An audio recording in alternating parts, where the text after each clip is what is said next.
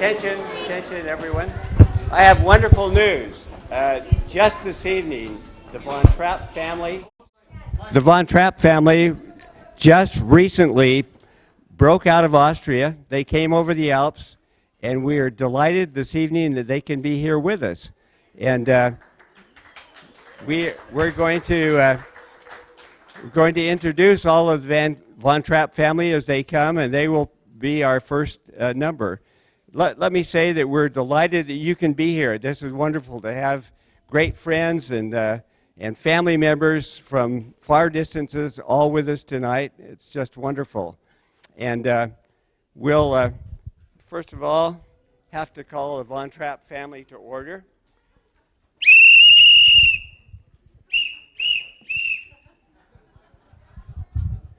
They're somewhere here. Here we go.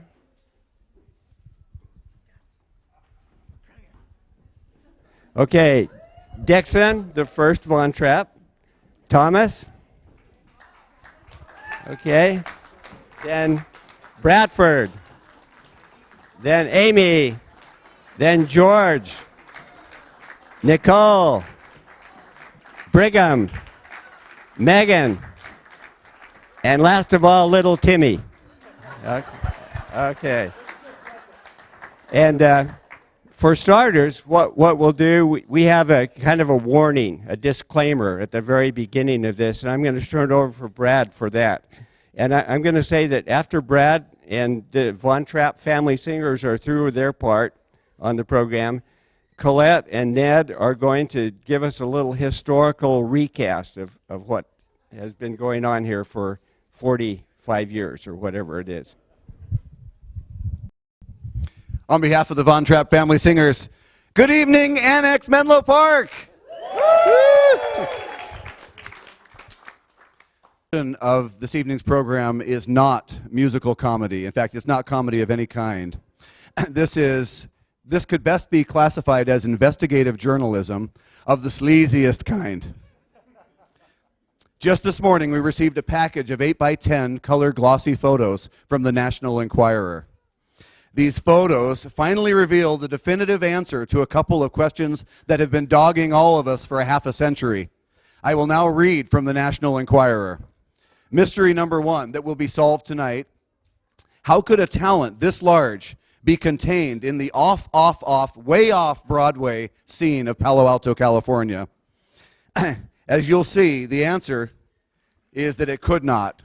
Colette, in fact, has been leading a double life in Hollywood and Palo Alto for the past 77 years. Doubling as not just one, but 16 of the greatest Hollywood starlets ever to grace Tinseltown. So that's the first mystery that will be solved tonight. Mystery number two is, how could we possibly explain some of the extreme makeover hairstyles that Colette has styled for us over the past 80 years? Makeover so extreme that she was at times even unrecognizable to her own children. It's time that the world knew the truth. So tonight, for the first time ever, we give you the mysterious double life of Colette Taylor, the untold story. Because inquiring minds must know the truth. Give it up.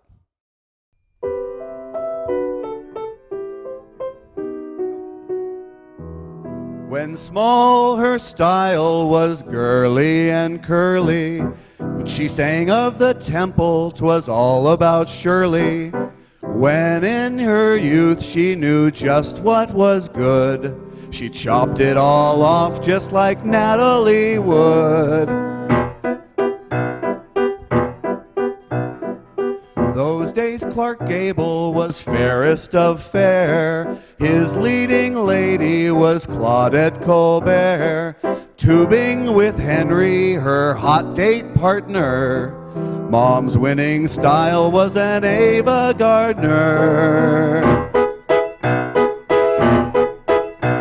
In her 30s, Colette was a real sweet talker.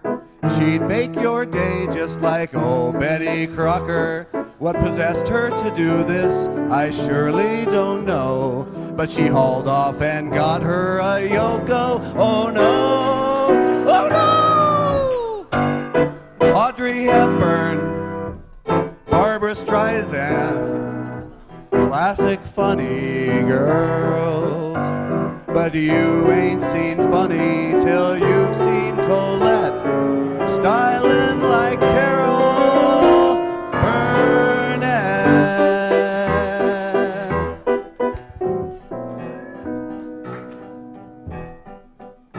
In tennis, our mom's always keen, lean, and so mean. She tightened her perm just like Billie Jean King. Canada girl, oh, she did love to skate. Let's try Dorothy Hamill, it's never too late.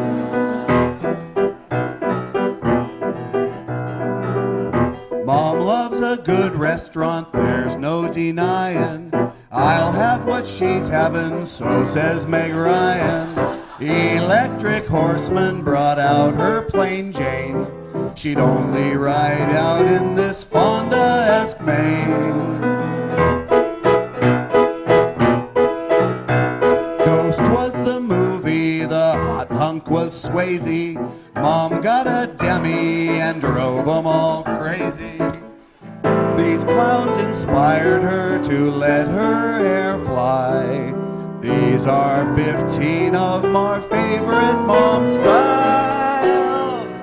Yes, we love her. She's our mother. Yes, we love her true.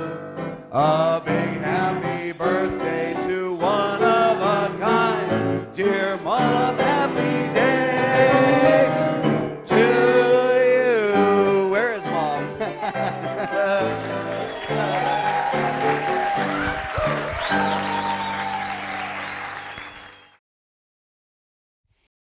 This is a wonderful weekend for us. We've had a wonderful time with our family, thinking and reminiscing about so many things. I just want to tell you, Thursday we traveled around to all the schools and parks and Little League parks and places where our kids had grown up. And I want to tell you, I heard stories I've never heard before. And I'm glad I didn't, because you wouldn't realize that these are really evil people up here.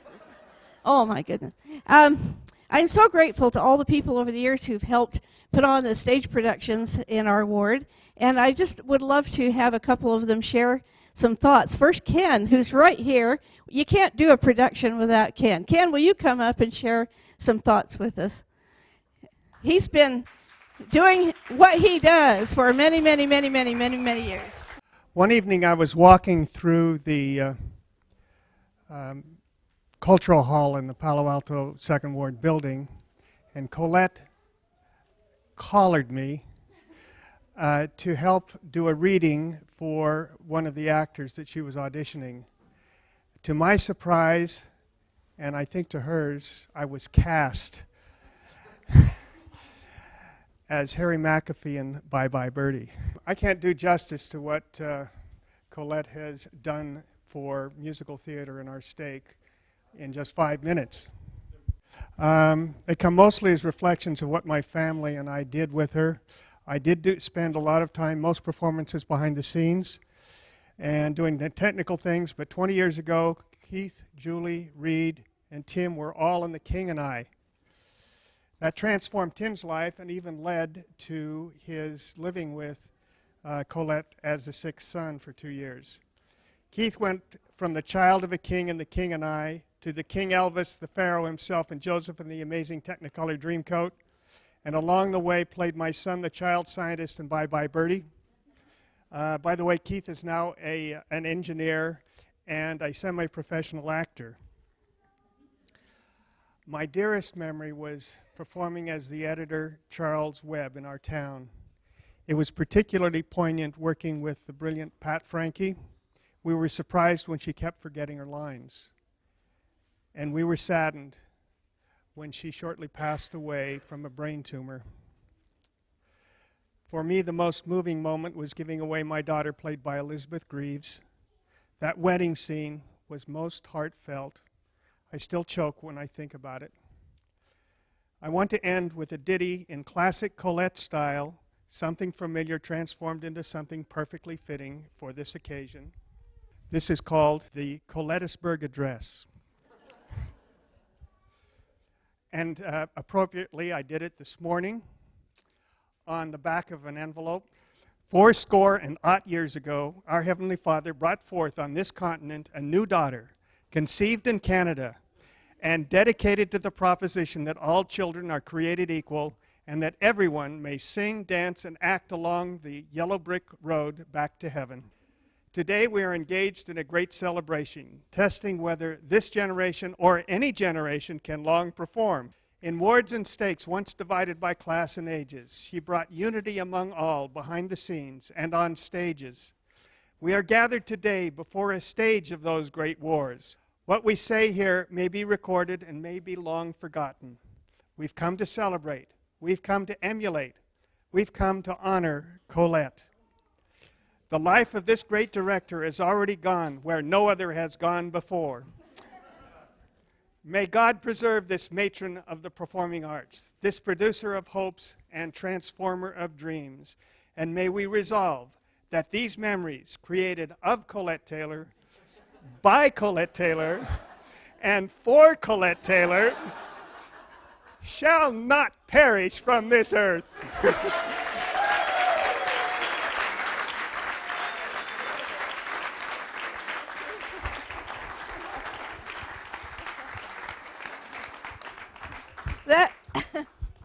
That was supposed to be about his experiences on the stage. Over the years, I have come to just love and admire a man named Ned Hollis. Will you come up?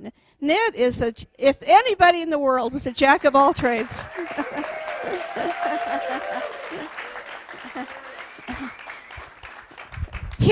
Here is a man, if you say, I need a 20-foot tree, the next day you have a 20-foot tree. If you say, I need 8 windows for this scene that come on stage in 1 minute and then go off again and nobody sees them again, he can do it. He could do everything, and over the years he has done just amazing, amazing things. He is such a clever person. And he, of all the people I know, just has this deep, heartfelt love for stage productions. His kids have been part of our productions over the years, and he has been such a part of the productions. I just felt like the evening, because we're sort of, well, I just have to tell you that when I envisioned this party, what I really wanted to do was to have a program that let you see the joy that comes from music. I just love music so much, and I am so grateful to have good friends who are such wonderful musicians. Can you imagine? I actually have a bishop who can sing and is here tonight and will sing. What an amazing thing. So I just asked Ned if he'd share some thoughts about his experiences and feelings about the whole process over the years. Ned. When I first joined the church, it was in 1976, and I guess I became involved with Colette in 1978. Is that right? She was rehearsing Our Town in the old building on Addison and Gwenda, and I guess it was it was the first thing we performed in the new building. That was the first play we did in our new building. We had rehearsed it in the old building and put it on in the new building in 1978.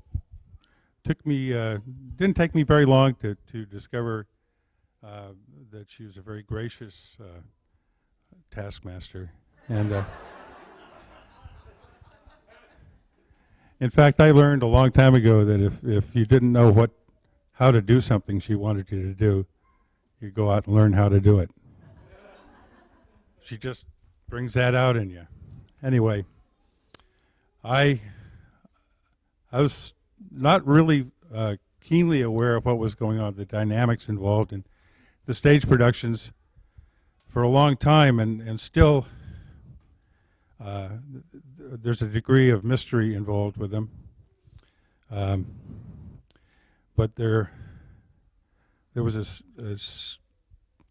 sense of spirituality on the LDS stage that you won't find anywhere else. Theater in the church is different from theater everywhere else. And the stages, I was noting to Russ, were not a mistake. The stages were in the original plans of our buildings for a reason. And it struck me over the years that some of the greatest lessons, some of the greatest teaching, and perhaps the finest classroom in the church building is the stage. It's a bit like an iceberg. When we have a performance, you see the spectacle, and you'll see a spectacle tonight, and you'll applaud, but you don't see what's gone into it. You can imagine what that is. But very often we don't understand what each individual is going through, especially when they happen to be youth who are going through trying times. We've had people from all ages on our stage in the same performances. And a couple of things I remember specifically were in The Wizard of Oz, there was a guy that came to rehearsal and he got too close to the stage. And Colette tapped him on the shoulder and gave him a job and a T-shirt that said Cyclone. And she gave him a little house on a stick. And his job was to walk across the stage and twirl the house around during the cyclone. And she had the Wicked Witch melt and disappear center stage, which was no small feat, actually. And she had Dave Chiquin, a varsity football player from Gunn High School, dancing around our stage as the Cowardly Lion. She reaches out and grabs anybody who wants to participate. And that, to me, is what's so special about her. One of the things it is. She's like a mom for everyone. She includes everyone in her heart. And another just real quick story was there was a time when we were doing one road show and it was coming up, and I remember walking through the cultural hall and noticing the young men on the stage. They looked kind of apprehensive. They were staring, looking over their shoulders. They didn't want to be seen. They were actually rehearsing a ballet, and they were a little sensitive to that. And I guess that some effort was made to keep the room private during those excruciating experiences. But came the time of the performance, they gave it their all. And with ethereal expressions, they managed to dance gracefully and were quite a hit. And the interesting thing is that they transitioned from guys who didn't want to be seen dancing ballet to guys that did want to be seen dancing ballet. And the next time we had a road show with a ballet in it, the young men were vying for positions in the troupe. I think that's a remarkable transition. It sounds funny, but you think about it for a while. It's extraordinary. And the last thing that I remember is I was involved with because of the encouragement I received from Colette, I was involved with the Stanford Savoyards, and the Savoyards went down to listen to another Gilbert and Sullivan group in San Jose perform, and after the performance we went across the street to a restaurant and had, visited for a while. And while we were there, a troupe of waiters came out and circled the table of somebody that wasn't in our group, and they started to sing Happy Birthday. And both opera companies opened up and filled the house with this resounding Happy Birthday song with gusto. And I would not have been there if it was not for Colette. She's changed my life, and I'm sure she's changed most of our lives. Thank you. Thank you. I appreciate that. You have been so wonderful. I know you know this is my birthday, and this is my actual real. I know lots of times you have celebrations, but this is the actual day. Can you?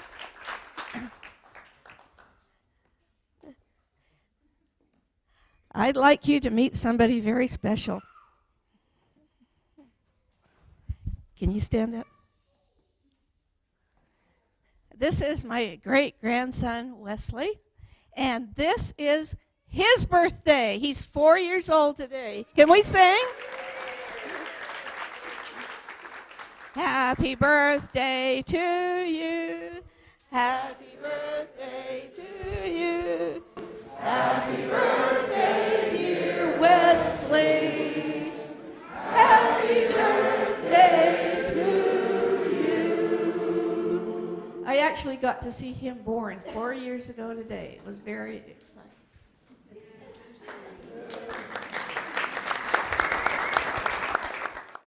Without further ado, there are 14 numbers, and of course, Colette has provided costuming hats for me to wear. Good. This is the comedy part. I hope this is working for you. Okay. So they say the last shall be first. Colette's last stage production, 2007, included the music from Fiddler on the Roof. The cast, all available youth of Palo Alto First and Second Wards, here the first on our program to play the fiddler, longtime friend Janet Galbraith, and accompanied by Bob Galbraith, who I guess was also accompanied in several musical productions. So without further ado.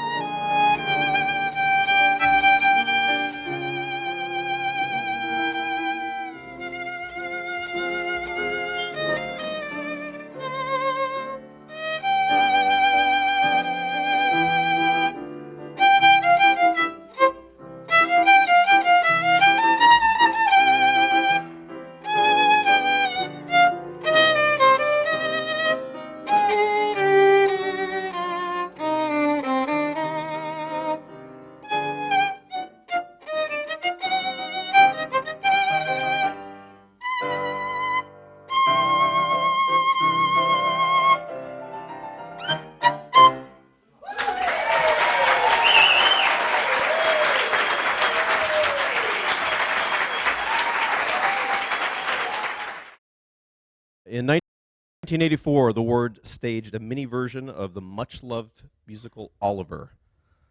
To reprise a few of the songs, Jack Taylor as Oliver, Tyler Johnson as the evil Fagin.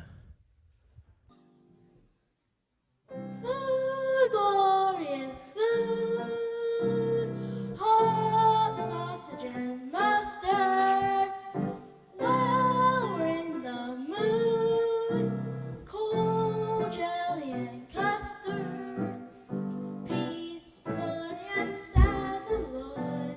What next is the question? Rich, gentle, and have it, boys. Indigestion. Food, glorious food. We're anxious to try it. 3 banquets a day. Our favorite diet. Just picture a great big steak, fried, roasted, or stewed. Oh, food, wonderful food, marvelous food, glorious food.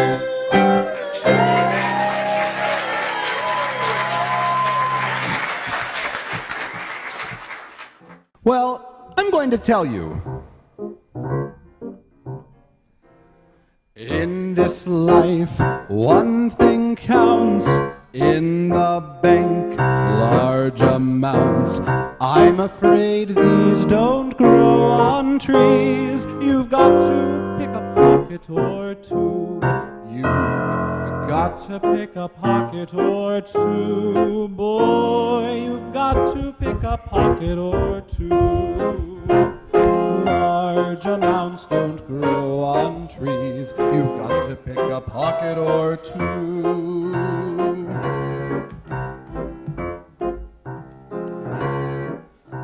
Robin Hood, what a crook, gave away what he took. Charity's fine, subscribe to mine. Get out and pick a pocket or two. You've got to pick a pocket or two. Boy, you've got to pick a pocket or two. Robin Hood was far too good. Get out and pick a pocket or two.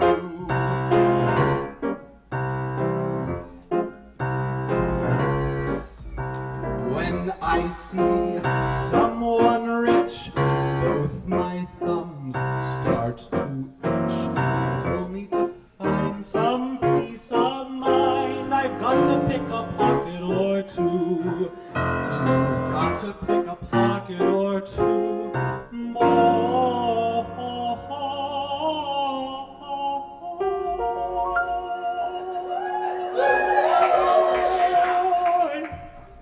You got to pick a pocket or two, just to find some peace of mind. We've got to pick a pocket or two.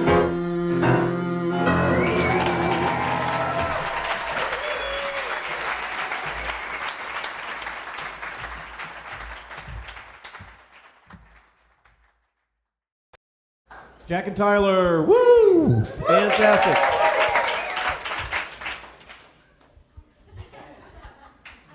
Comfortable with my costume. In 1993, the Ward put on a full-scale production of The King and I with an all-youth cast. Afton Giles played Anna, and a newcomer to the Ward and the church and the stage, the tiny Tim Schmalbeck. Okay, I put that part in there, Tim, sorry. At age 15, played the king. By the end of the production, Tim had become a member of the Taylor family, still is. Tim is here to reprise The King and I.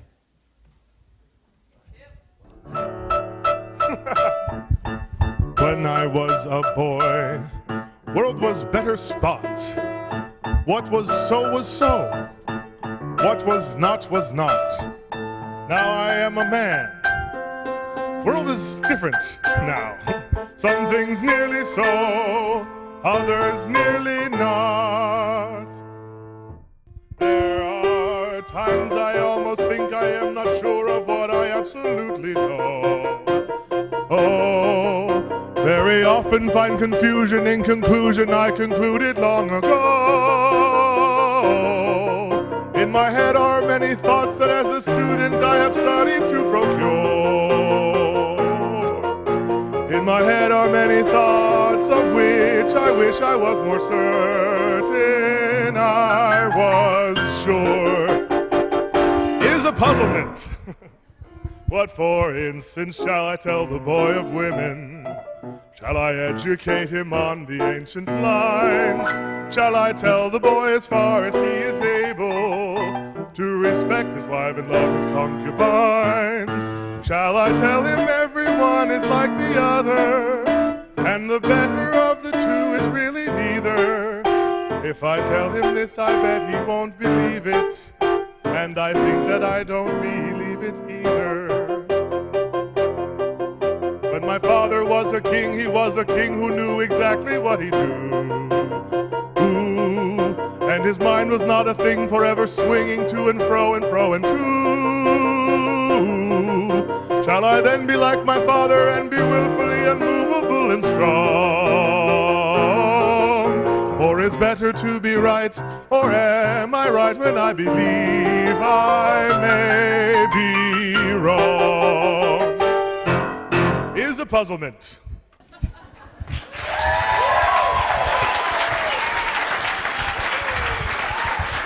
Tim, give it up for Tim.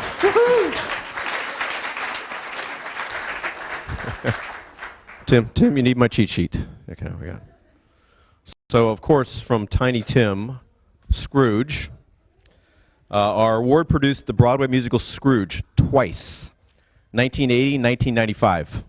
Both times, Scrooge was played by Peter Giles. Over the years, Peter played the main role twice in word productions of Our Town and was magnificent Daddy Warbucks in the production of Annie. We now go to get the experience of Peter in Scrooge. Oh, wait a minute. Forgot the cost. Hold on. Better, okay. And George Taylor as the funeral procession leader.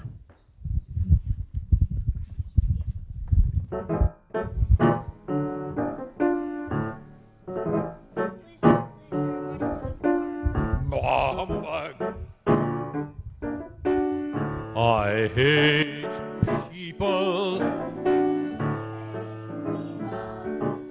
I hate people. People are despicable creatures, loathsome, inexplicable creatures, good for nothing, kickable creatures. I hate people. Please, sir, money for the poor.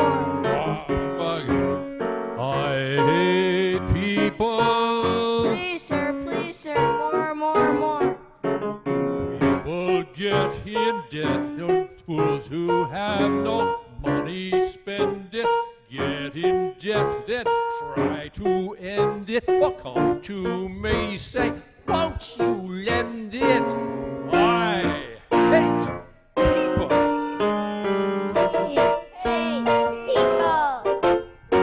I deplore them.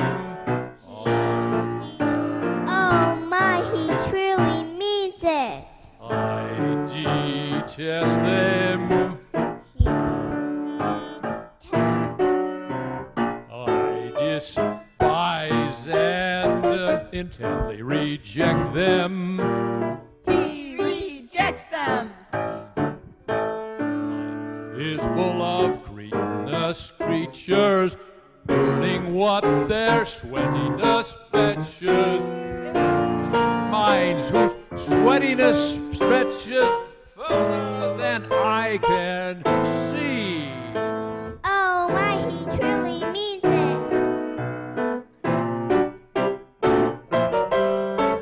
Little wonder.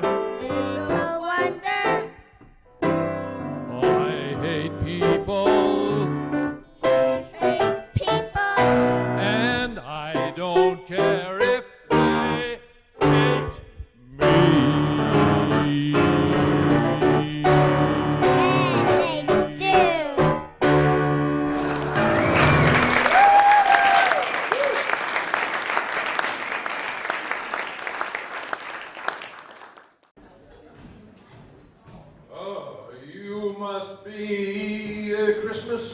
that to be, Spirit?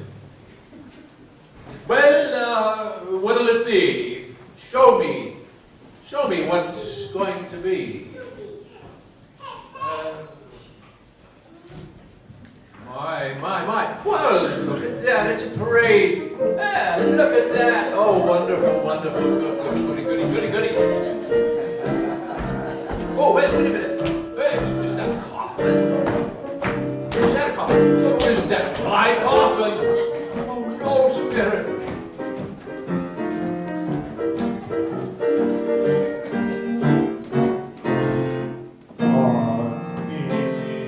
Half of all the people who have assembled here, I would simply like to say to you today, our unanimous gratitude is one of lasting gratitude. In love, I'm going to forever here today.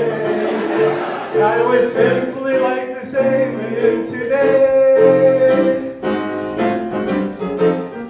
thank you very much. Thank you very much. It's the nicest thing that anyone's ever done for me. And things the way they are, it seems a bit bizarre. And everything that is done, and if I had a can, I would fire it to add a sort of celebration touch. And since I left my cannon at home, I'll simply have to say thank you very, very, very much. Thank you very, very, very much.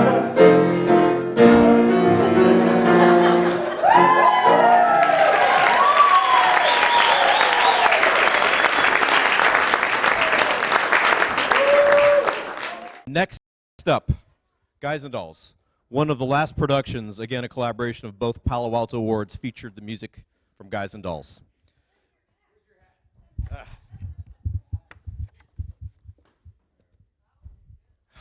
Thanks, Mom. In this play, an ongoing conflict. The main character, Nathan Detroit, has a longtime girlfriend, Adelaide. Nope, not yet. Who somehow never gets around to marrying her. Here to sing Adelaide's lament, good friend Catherine Latour.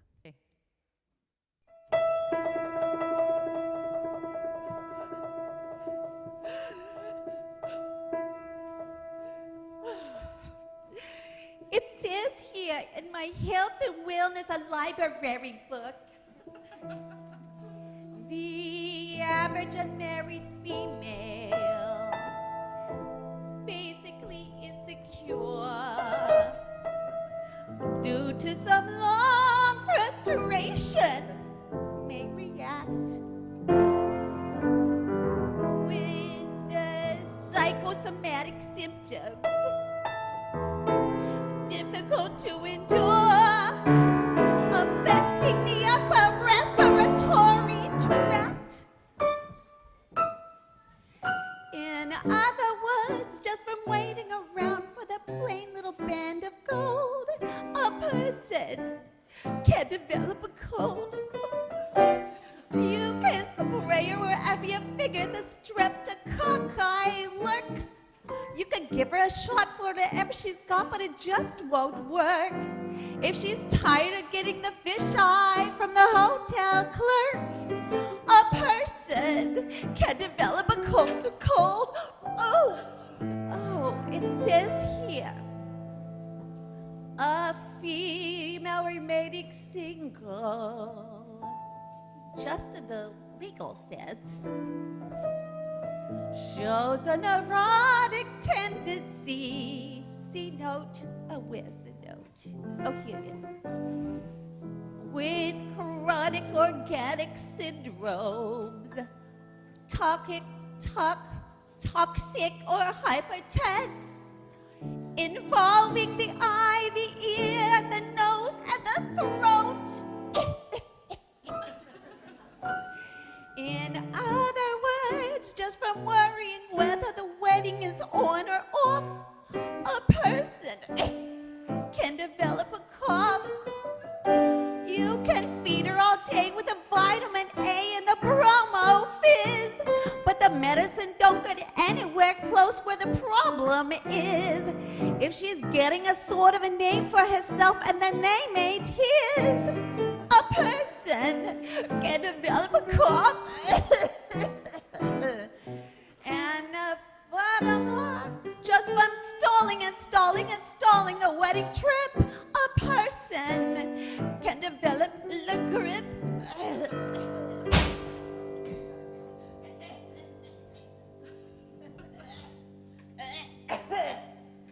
Sorry. When they get on the train to Niagara and she can hear the church bells chime, the compartment is air conditioned and the mood is sublime. Then they get up in Saratoga for the 14th time. A person can develop the grip, the post-nasal drip with the wheezes and the sneezes and the sinus that's really a pip. From a lack of community property and a feeling she's getting too old, a person can develop a bad cold. Achoo!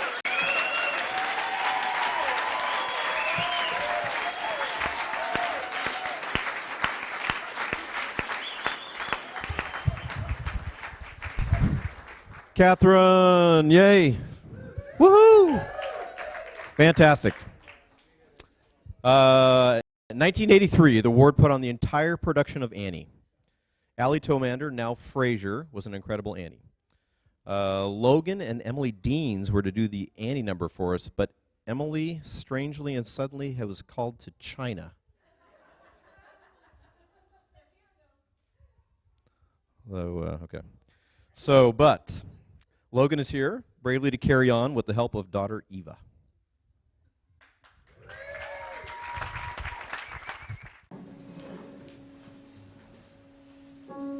The sun will come out tomorrow.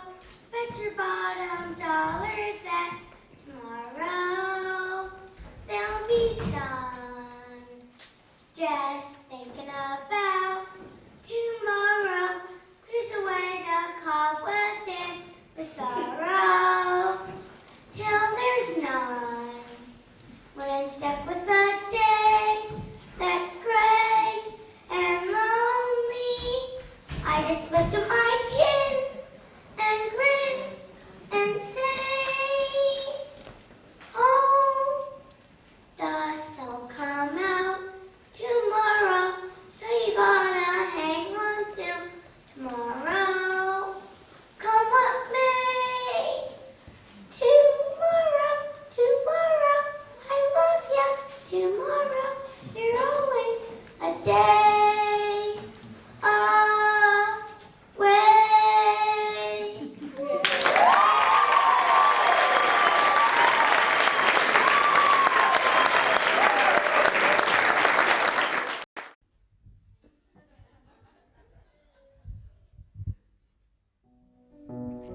I remember the way our sainted mother would sit and croon us her lullaby. She'd say, kids, there's a place that's like no other. You gotta get there before you die. You don't get there by playing by the rule book. No, you stack the aces, you roll the dice. Mother dear, oh, I hope you're down there listening. How can I follow your sweet advice to easy street, easy street, where you sleep till noon, yeah. She'd repeat, easy street,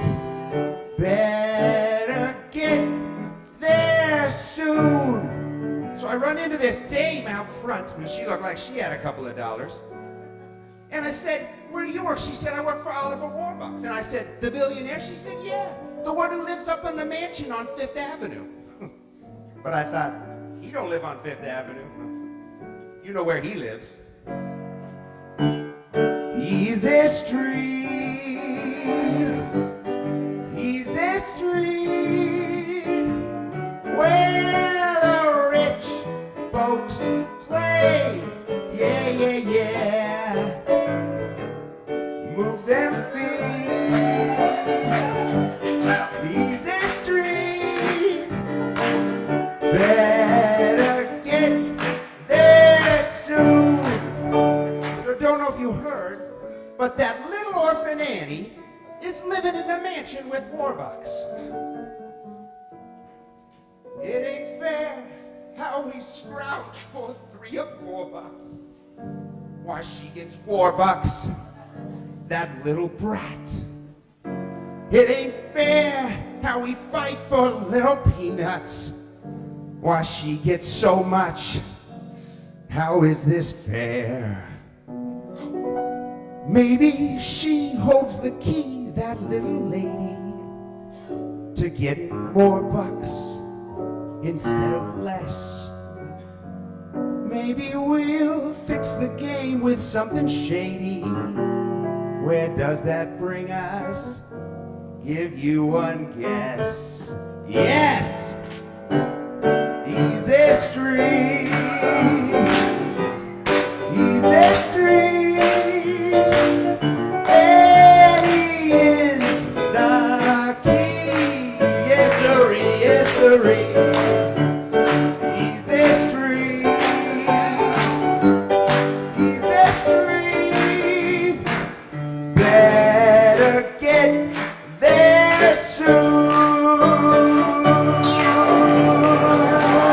The next number, Cinderella's Prince, Rapunzel's Prince.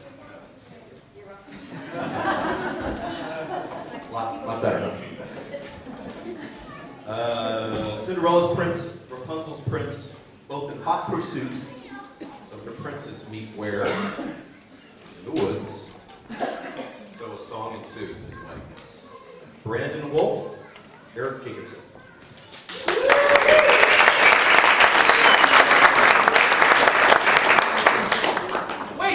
Wait!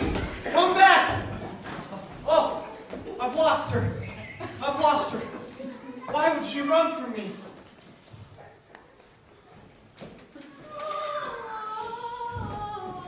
Rapunzel! Rapunzel! Let down your hair! Cease the singing! Let down your hair!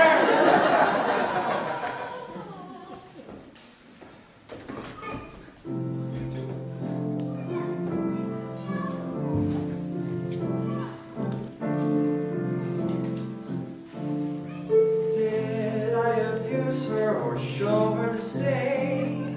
Why does she run from me?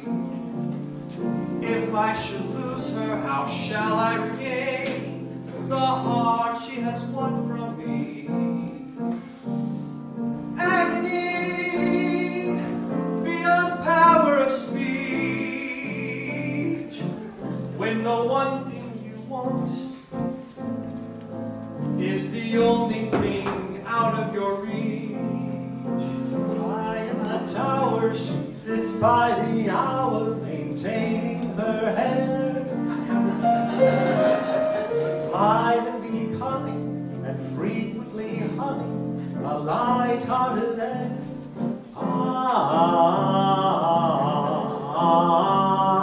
Agony, far more painful than yours, when you know she would go with you if there only were doors. Agony, oh, the torture they teach. What's as intriguing Or half so fatiguing as what's out of reach? Am I not sensitive, clever, well-mannered, considerate, passionate, charming, as kind as I'm handsome and heir to a throne. You are everything maidens could wish for. Then why no? Do I know the girl must be mad? You know nothing of madness till you're climbing her hair and you see her up there as you're nearing her, all the while hearing her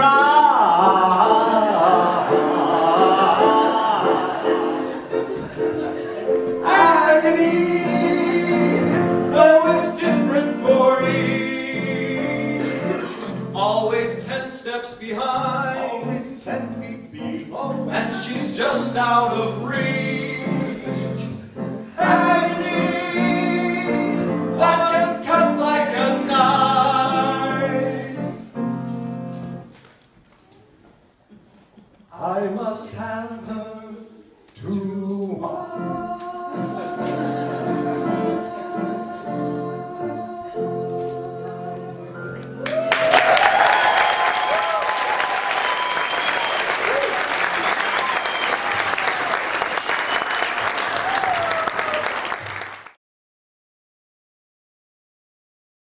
The folks were in Tennessee on their mission.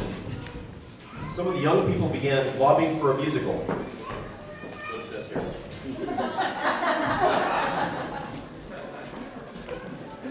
When they returned, son Tom Taylor, state Young Men's president, invited all the wards to put on a show and then share with each other. The result, the all-youth production of Joseph and the Amazing Technicolor Dreamcoat. A cast of thousands here that we will not list. This is an interesting director's note. This Andrew Lloyd Webber show is different from any other. He wrote it in college as a set piece for a choral group.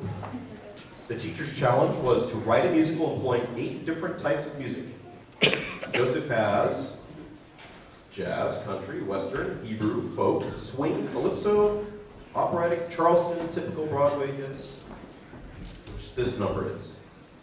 Again, Colette wrote this. So, gotta be true. In this particular number, this is done in the French chanteuse style. A la Maurice Chevalier. The scene, the brothers have put Joseph into a deep pit to die and are on their way home to report their father Isaac. Reuben will be sung by Marcus Hopkins. Without any further ado.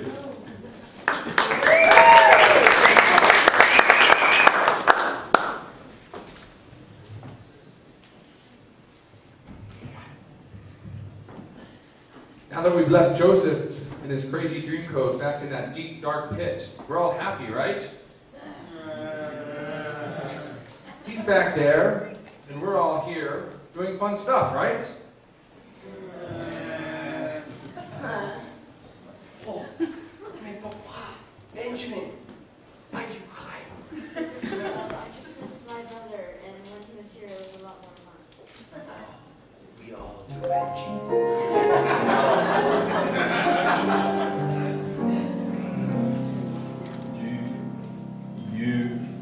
Do you remember those good years in Canaan?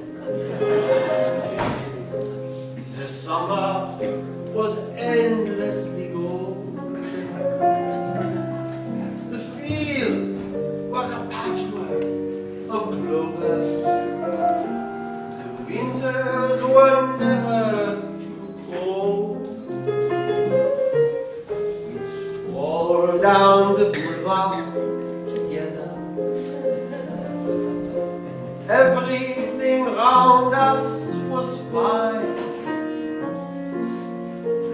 Now the fields are dead and bare, no joie de vivre anywhere.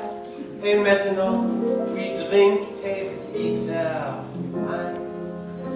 Those Canaan days we used to know, where have they gone? Where did they go?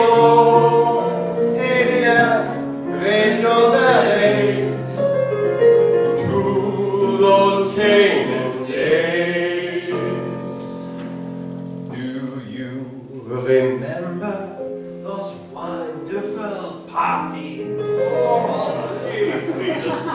splendor of Canaan cuisine. Extravagance, elegant soiree. The best the Bible has seen. It's funny, but since we lost Joseph, we've gone to the other extreme. No one comes to dinner now. We'd only eat them anyhow. I've even started missing Joseph's dream. Those Canaan days we used to know, where have they gone? Where did they go? Eh bien, raise your berets to those Canaan days. It's fun, but since we lost Joseph, we've gone to the other extreme. Perhaps we all misjudged the lad. Perhaps he wasn't quite so bad. And how we miss those entertaining dreams. Oh, Canaan days we used to know. Where have they gone? Where did they go? Raise your berets to those days.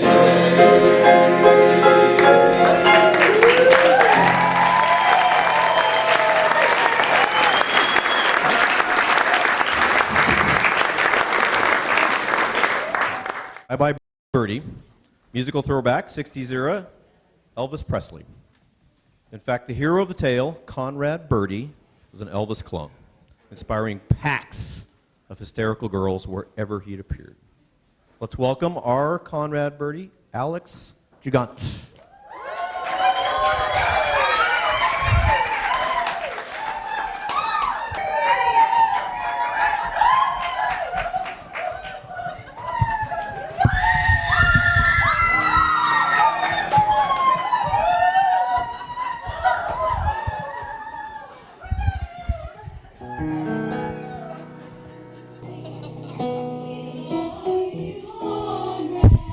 Oh, yes, we do.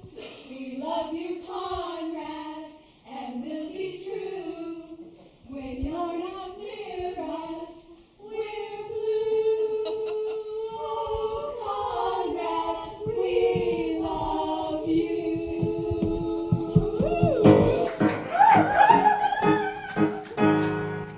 There are chicks just right for some kissing, and I mean to kiss me a few. Man, those chicks don't know what they're missing. I've got a lot of living to do.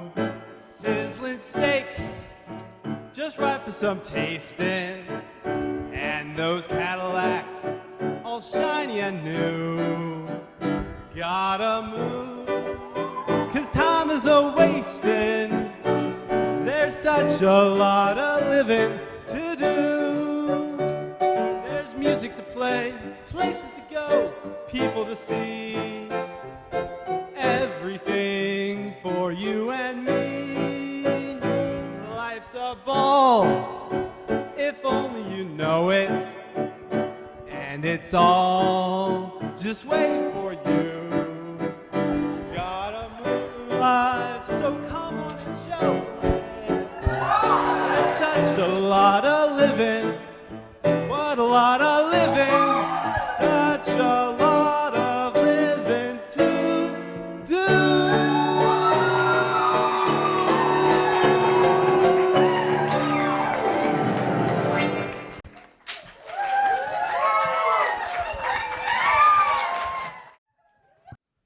This number from Award Roadshow 1982 you'll see all the 3 key ingredients. The age of the kids that did the shows, the way the words of the well-known Broadway shows were used, and the way our ward adapted the stake theme. In this case, I'll ask you to guess after the song. Have to pay attention. Welcome, Jameson Welsh, Brandon Jacobson, and Nicholas Welsh.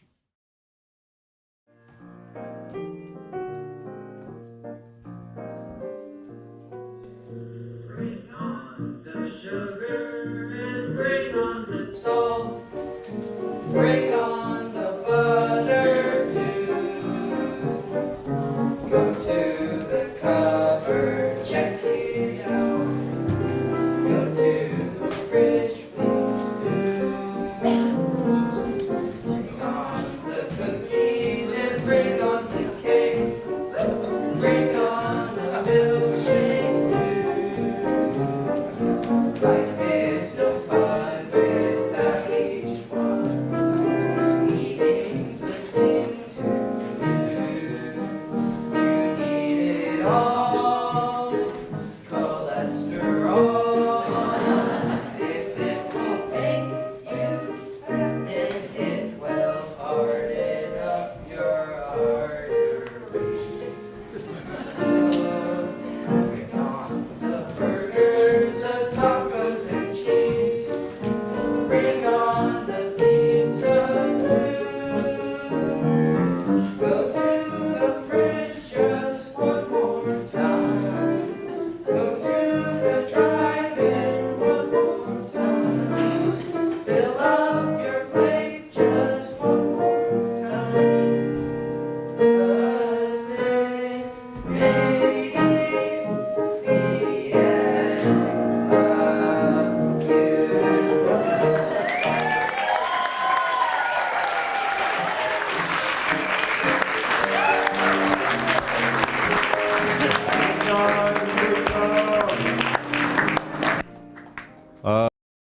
Does anyone have a guess what it was about? Anybody? Nobody. Okay. Heart attack. The stake theme was what would happen if you listen to the spirit that dwells in your heart. I had the same response. Over the course of years, many spring sings were put on.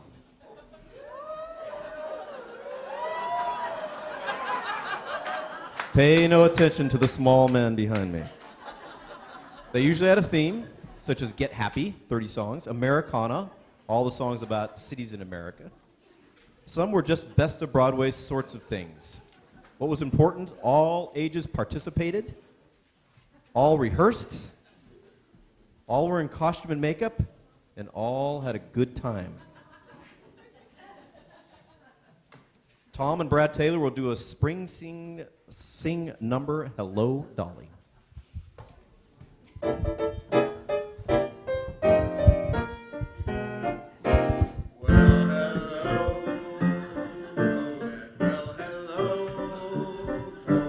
It's so nice to have you back where you belong.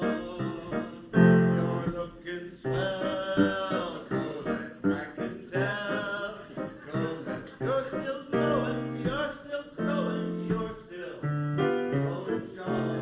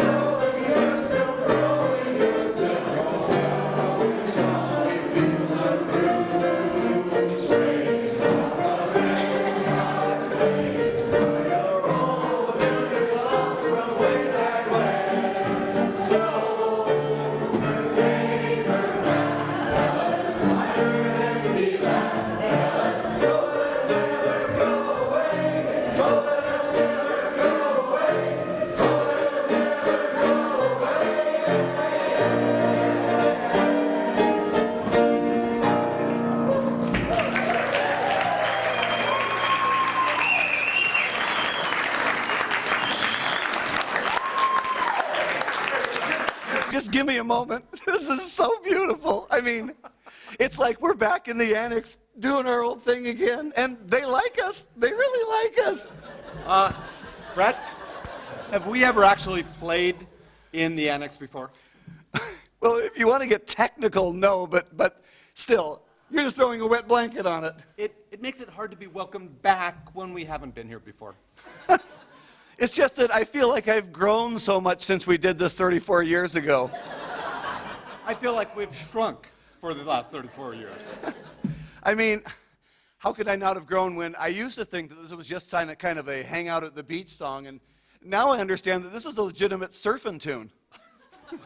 Well, I don't know why you would think that. Well, we used to love to sing this song. Yeah, that was actually you and Dixon who loved to sing this song. Oh, that's right, it was me and Dixon. Well, why? Then why isn't Dixon up here singing it right now? Dixon doesn't do costumes, let alone puppets. That's true. He doesn't accept any body doubles. But I thought it was just his advancing age. Oh, no. It's all about the puppets. We're just not willing. Dixon has more of a body image thing going. Wait a minute. If we're willing to put on the puppets, what does that say about our body image? Well, I guess we're just puppet material. Hey, all that matters is that this is a great surfing tune, and we're here in California, and it's Mom's birthday. I mean, what? What do you mean, Mom's birthday? Dude! What planet are you on? This is Mom's 80th birthday, and she's sitting right there. She can hear every word we're saying. Oh, no. I mean, the point is, here in California, we're reprising our classic number. It's full of birthday images and themes and symbols and what the heck. Let's just sing it one more time with everybody. You've got the words, sing along with us. Here we go, hit it, Russell!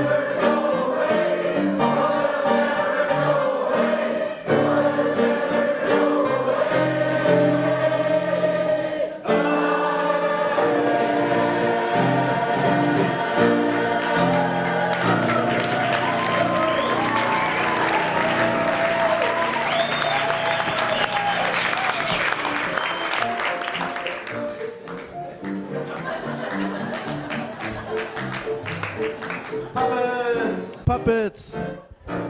Happy birthday, Colette. We are almost done. I believe we have two more numbers. Okay, so, well, it doesn't say to turn over to you yet, and you wrote this, so I'll do what you want. You got Get Happy and Wizard of Oz, I'm just saying. I wouldn't lie. Okay. So, two more, as I said.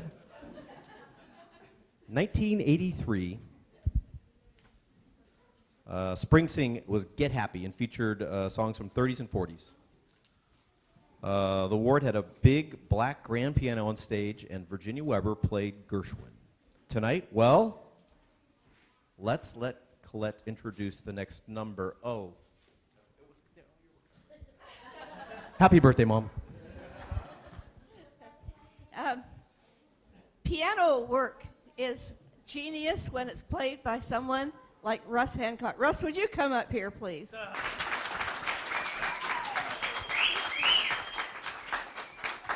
I explained to him that this was an evening where everyone would wear a costume.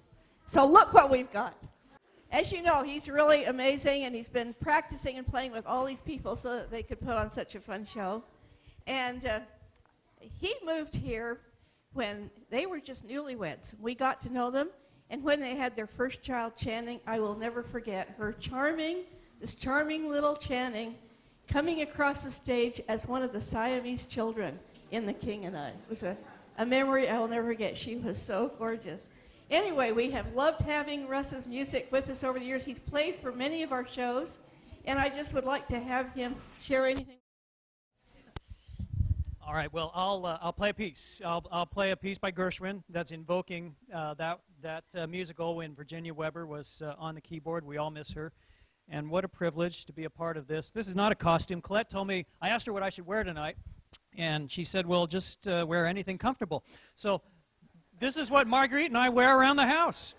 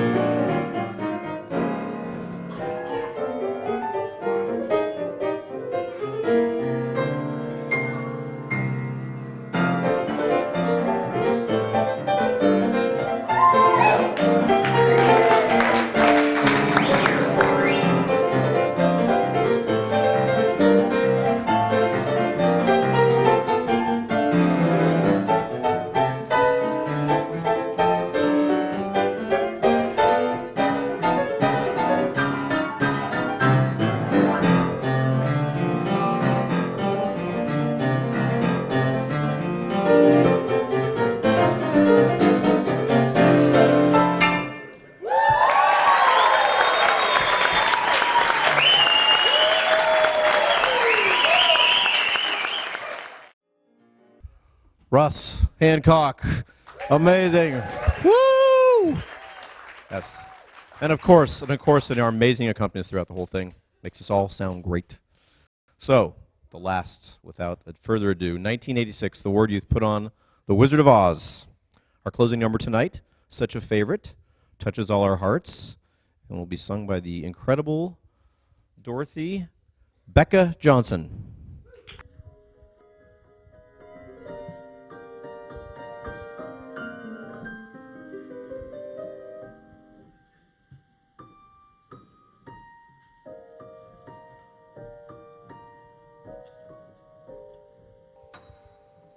When all the world is a hopeless jumble and the raindrops tumble all around,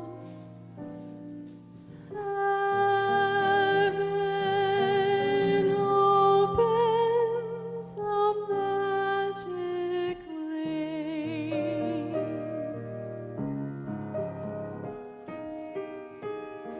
When all the clouds darken up the skyway, there's a rainbow highway to be found,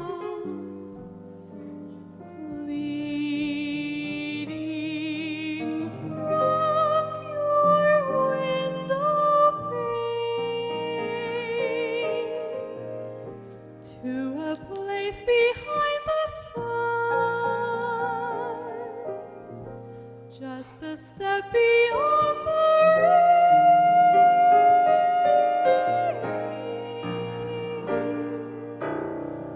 Somewhere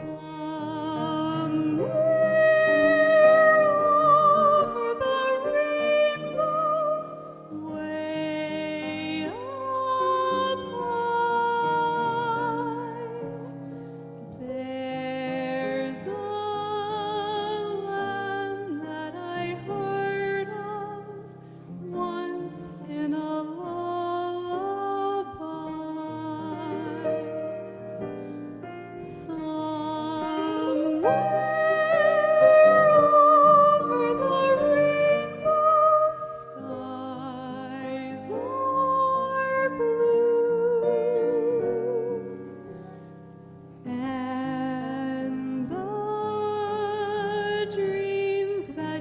dare to dream really do come true. Someday I'll wish upon a star and wake up where the clouds are far behind me, where troubles melt like lemon drops away above the chimney tops. That's where you'll find me.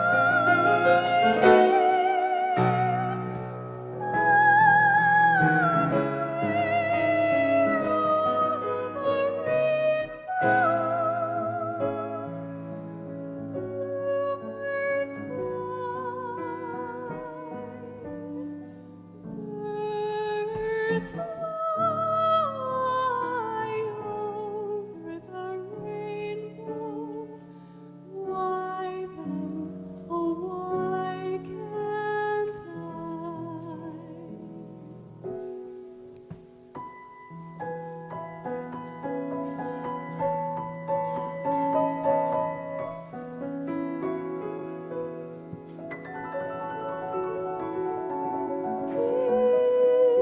If happy little bluebirds fly beyond the rainbow, why,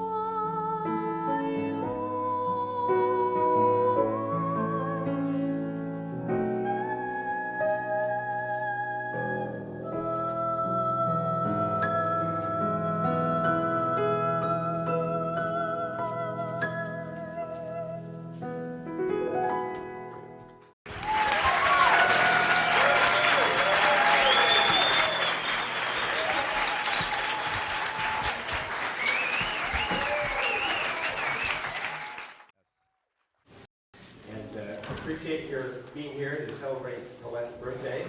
And I know she loves and appreciates each of you and your effort to be with us this evening.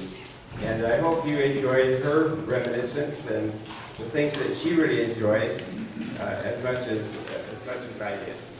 I love music. I love stage productions. I love seeing what happens when people take on another role and really get into it and have fun with it.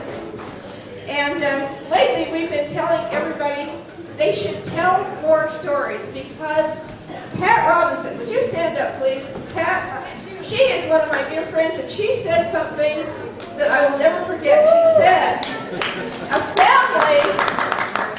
family is a collection of their stories. And I think we should all, when we get together, always tell stories because mostly when you hear them it's at funerals and it's a little late. So, I will just share with you one of my favorite stories from a roadshow. Way back in 1988, we were starting our first creche exhibit. Marlene Mashinsky and Holly Zenger, Nancy Tomander, so many that had their parts, Connie Benyon, and we had our parts in creches, and we were putting on our first creche exhibit. It was so exciting. It was the last day of setting up when suddenly we got a terrible item of news that we will never forget. Nancy Tomander's two sons, John Corbin, had been hit by a drunk driver as they crossed the street to go home. And it was really serious. We got word that Corbin was going to be okay, but John was in a very deep, serious coma. And as we were setting up these wonderful creches, we all sank to our knees and prayed that John would somehow recover. John went into a very deep coma for 3 months. During that 3 months, we continued to work on our roadshow. Well, after 3 months, John miraculously came to life. And he opened his eyes and informed his parents that he wanted to be in the roadshow. And this was really, we didn't know quite how to deal with this because he could hardly put 2 words together. But it was the wish of his heart to be in our roadshow. Now I have to just explain to you what this roadshow was. It was called Under the Frigidaire. And Jenny Giles, now Jenny Weiner, was the star, and she had been given a necklace like this with a real pearl on the end of it. And in the beginning of the roadshow, she accidentally breaks the chain, and the pearl rolls under the Frigidaire. Then the curtain opens, and we had a gigantic bottom of a refrigerator. All you can see is the bottom part of it. And the rest of the roadshow were things that live under your refrigerator. So the orange juice came running out and did a dance, and the dust balls came out and did a ballet, and the Cheerios came out and danced, and the roaches were the villains, and the roaches came out and did a dance. They were so cute. So all these things that lived under the Frigidaire came out and did their thing. We needed to have it be a little bit spiritual. You know how it is. Everybody wants everything to be spiritual. We wanted to do that. So we said, okay, this is great. The pearl will be found, and it will be the pearl of great price. So at the end of the roadshow, the missionaries came in to present her with the real pearl, not the one she lost under the fridge, but the pearl of great price. So we said, what can we do so that John can be part of this? He can't be a roach, he can't be a dust ball, he can't be orange juice, what can he be? So somebody came up with a wonderful idea that John could be the pearl of great price. And Ned came up with the idea that he could put two sides on his wheelchair, like book covers that said pearl of great price. So we put those on the wheelchair, so each side of the wheelchair was like a book cover, and John was wheeled in to be the pearl of great price. Now, he had a really hard time to put words together, but we worked with him to have one great line that would be the last line of the roadshow. And of course, the roaches, being the villains, had to be put in their place. His one line was, "Send me in, coach. I'll convert every roach." And he worked on it, and he was so cute, and he tried so hard. They rolled him in, and you could tell he was struggling. He got his microphone, and he said, "Send me in, coach. I'll pervert every roach." Place.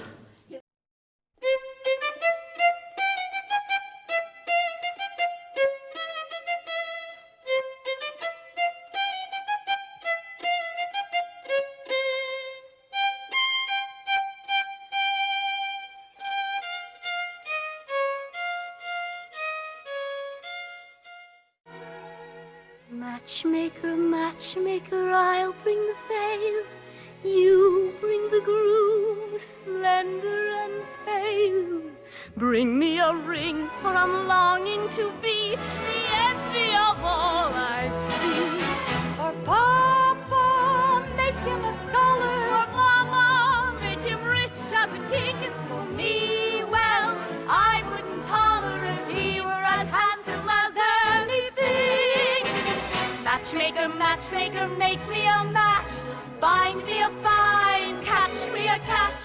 Night after night in the dark I'm alone, so find me a match of my own. Is this the little girl I carry? Is this the little boy at play? I don't remember growing older. When did they? When did she get to be a beauty? When did he grow to be so tall? Wasn't it yesterday when they were small?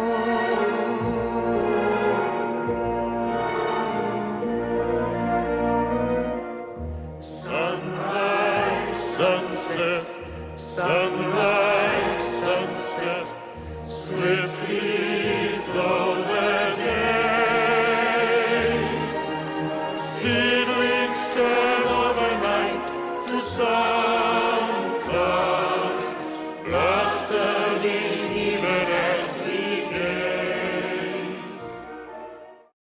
once was a man who loved a woman. She was one he slew a dragon for. They say that nobody ever loved as much as he. But me, I love you more. Tell me. And there once was a man who loved a woman. She was one he gave his kingdom for. They say that nobody ever loved as much as he. But me, I love you more. Whenever I feel afraid, I hold my head erect and whistle a happy tune so no one will suspect I'm afraid. While shivering in my shoes, I strike a careless pose and whistle a happy tune, and no one ever knows I'm afraid. The result of this deception is very strange to tell, for when I fool the people I fear, I fool myself as well. I whistle a happy tune, and every single time the happiness in the tune convinces me that I'm not afraid. Consider yourself at home. Consider yourself one of the family. We've taken you so strong. It's clear we're going to get along. Consider yourself well in. Consider yourself part of the furniture. There isn't a lot to spare. Who cares? Whatever we got, we share. If it's your chance to be, we should see some harder days. Empty lot of days. Why grouse? Oh, there's a chance to meet somebody to foot the bill. Then the drinks are on the house. Consider yourself our mate. We don't want to have no fuss, for after some consideration we can state, consider yourself one of us. You know what they say, hang on that Joseph, you'll make it someday. Shalala Joseph, you're doing fine. You and your dream got ahead of your time. Ahead of your time. Ahead of my time. Ahead of your time. Ahead of my time. Ahead of your time. Ahead of my time. Ahead of your time. Cream-colored ponies and crisp apple strudels, doorbells and sleigh bells and schnitzel with noodles, wild geese that fly with the moon on their wings. These are a few of my favorite things. Girls in white dresses with blue satin sashes, snowflakes that stay on my nose and eyelashes, silver white winters that melt into springs. These are a few of my favorite things. When the dog bites, when the bee stings, when I'm feeling sad, I simply remember my favorite things, and then I don't feel so bad.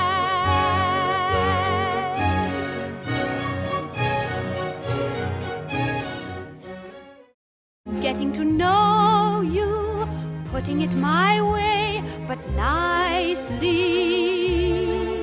You are precisely my cup of tea. Getting to know you, getting to feel free and easy. When I am with you, getting to know what to say. May I return to the beginning. The light is dimming, and the dream is too. The world and I, we are still waiting, still hesitating. Any dream will do. Still